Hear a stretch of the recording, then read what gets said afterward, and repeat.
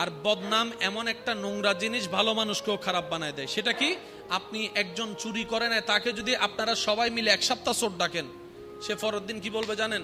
চুরি না করে যেহেতু চোরই হইলাম, যা কালকে থেকে আমি চুরিই করলাম। স্বামী স্ত্রী দেখবেন একজন আরেকজনের দোষ খুঁজে খুঁজে সংসারে শান্তি আনতে চায়, জীবনেও সম্ভবপর নয়। প্রত্যেকটা কিছুর একটা সাইকোলজিক্যাল সিস্টেম আছে, আর ইসলাম এত সুন্দর প্রত্যেকটা সাইকোলজিক্যাল সেক্টরে গিয়ে কাজ করেছেন। সুবহানাল্লাহ।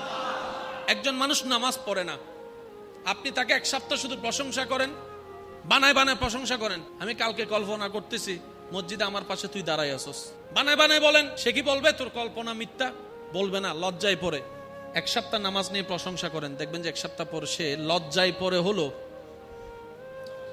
প্রশংসা দিয়ে, উৎসাহ দিয়ে যেটা পারবেন, বকা দিয়ে, রাগ দিয়ে, হিংসা দিয়ে, অহংকার দিয়ে, খাজনার চাইতে বাজনা বাড়ানো ছাড়া কিছুই হবে না। তরকারিতে যে লবণ কম হয়েছে, কোন মা বোন কি চায় তরকারি অসাধ হোক? কোন মা বোন কি চায় তরকারি মজা না হোক? তাহলে তরকারিতে যদি লবণ কম হয়, আপনাকে আমাকে বুঝতে হবে উনি কোনো কারণে হয়তো হয় নাই, ইচ্ছে করে তার ভুল করে নাই। ওই সময় যে বকাটা দিই, সেটা না দিয়ে যদি প্রশংসা করে বলা হতো, উনি পরের বার রান্না করার সময় আর স্ট্যান্ডার্ড করে রান্না করতো।